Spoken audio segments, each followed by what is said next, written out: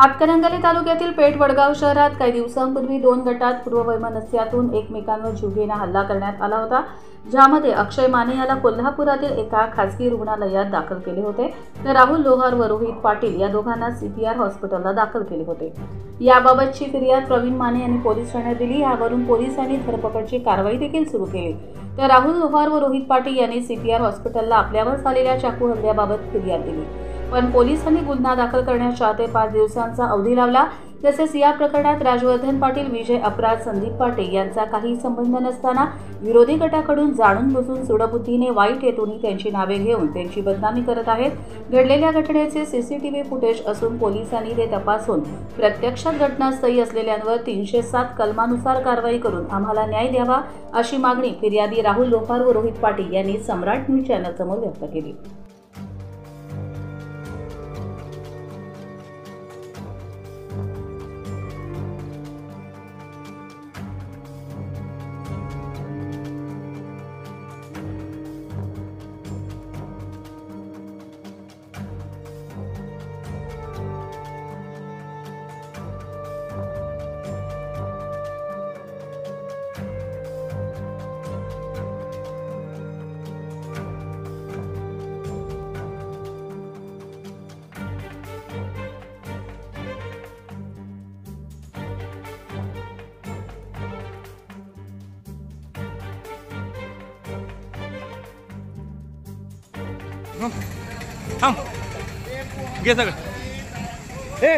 मी स्वतः राहुल लोहार बोलतोय आणि रोहित पाटील आम्ही दोघं पोलीस स्टेशनपासून चाललेलो आणि त्यावेळी अक्षय माने, प्रवीण माने, परत ह्याच्यासोबत एक 15-20 जण लोक ती दोस्त होती त्याचे, त्यांनी डायरेक्ट आम्हाला अडवलं आणि ते म्हणलेत की डायरेक्ट की विशाल माने आणि सागर शिंदेने आम्हाला लावून दिले आणि तुम्हाला जीवे मारण्याची म्हणजे डायरेक्ट तसं बोलल्यानंतर त्यांनी हातामधून खंजीर काढला आणि डायरेक्ट मला माझ्या पोटामध्ये मारलेला आहे। आणि परत रोहितच्या अंगावरती गेलेत। रोहितला पण इकडे 7-8 जणांनी मारला। अक्षय माने, परत प्रवीण माने, परत धनाजी माने, ही सगळे मी नावं दिलेली आहेत ह्याच्या आधी पण पोलिसांनी, आणि पोलिसांनी पण ना त्यांच्यावरती म्हणजे आत्ता गुन्हा दाखल केला आहे त्यांनी की असा की आमच्यावरती आमची केस 300 घेतलेली आहे की 302, 307 त्यांनी केलेलं आहे आमच्यावरती। आणि कारण मला पण स्वतः लागलेलं आहे, कारण 9 टाके पडलेले आहेत आत्तापर्यंत मला, आणि मी आत्ता पण इथे सोनोग्राफीसाठी आलेलो आहे। आणि जवळपास आता 4-5 दिवसानंतर गुन्हा दाखल केला आहे। आणि ह्यामध्ये की ज्यांची नावं नव्हती आणि ती लोक पण नव्हती आमच्यासोबत, त्यांची नावं घेतल्या त्यांनी, चांगल्या लोकांची नावं घेतात ही।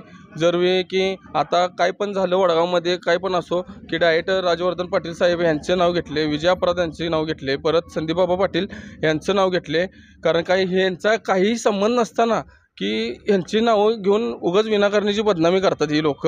आणि पण मार्केटला पण माहिती आहे की ही लोक काय आहेत, आणि वडगाव डिव्हिजनला पण माहिती आहे की हिनी काय काय करतात काय नाही। ही अक्षय माने हे सागर शिंदेच्या पूर्ण सागर शिंदे आणि विशाल मानेच्या ह्याच्यावरून सांगण्यावरून हे सगळे करतात। परत की पुनीत भोपळे हे पूर्णपणे ह्यासनी सपोर्ट आहे सगळा ह्या गोष्टीचा। आणि कमीत कमी एक 15-20 गुन्हे आत्तापर्यंत त्याच्यावरती आहेत, तरी पण पोलीस प्रशासन त्यासनी सहकार्य करते। आणि पूर्णपणे आत्तापर्यंत झालेल्या गोष्टीला या सगळ्यात पूर्णपणे आम्हाला अन्याय झाला आहे आमच्यावरती, कारण काही ते आमची पण केस त्यांच्यावरती 307 पडायला पाहिजे होती, ती त्यांनी केलेली आहे 320 केलेली आहे। आणि आम्हाला काही पण करून नाही मिळालं पाहिजे, कारण का हे मला पण लागलेलं आहे आणि रोहित पाटील ह्याला पण पूर्णपणे लागलेला आहे, आणि डोक्यावरती पण पाठीमागे लागलेलं आहे मला। कारण का काल पण माझी कंडिशन अशी होती की मला नाकातून ब्लड येत होतं, त्यामुळे त्यांनी परत मला CT स्कॅन करून आणलेलं आहे। आणि परत आता मी स्वतः इथं आम्ही आलेलो आहे की एक्सरेसाठी आणि सोनोग्राफीसाठी। आणि की माझी एवढीच विनंती आहे की ज्यांनी विनाकारण जे त्यामध्ये नव्हते त्यांची नावं घेऊन उगाच काहीतरी बदनामी हे करत असतील आणि पोलीस पण त्यांचे सांगण्यावरून ऐकत असतील या सगळ्या गोष्टी, तर हे चुकीचं आहे। सर जे आहे ते रिअल बघून सगळ्या गोष्टी करून देत, फोटेज ते सगळं जे आहे ते बघून करून देत, काय अडचण नाही आहे। आणि सुरुवातीचा विषय भांडणाचा पण की डायरेक्ट त्यांनी सुरुवात दगडफेक वगैरे असं डायरेक्ट भांडणं तिनेच चालू केलेत आमच्या संगेत आणि आम्ही एकदम शांतच बसलेलो त्यावेळी, कारण का एकदम लागलेल्यामुळं मला पण काही सुचत नव्हतं त्यावेळी. आणि अक्षय माने बोलतो की माझ्या पाठी म्हणजे ही दोघं बोललीत की डायरेक्ट आमच्या मागे लय मोठा हात आहे की तुम्हाला दाखवतो आता इथून पुढे तुम्ही काय करताय बघायचं आहे आम्हाला. त्यानं असं पूर्ण सागर शिंदे, विशाल माने ही आहेत ना, कारण त्यांचा फुल सपोर्ट आहे त्याला. मी रोहित पाटील. 6-7 दिवसापूर्वी पेठ वडगावमध्ये जी घटना घडली त्यावेळी त्या घटनेचा फुटेज आहे. फुटेजमध्ये दिसते की कोण कोणाला मारायला लागले, कोण हत्यार कोणाकडे आहेत, किती जण होते आणि कुणी मारायला सुरुवात केली, ह्या गोष्टी सगळ्या त्यात दिसतात.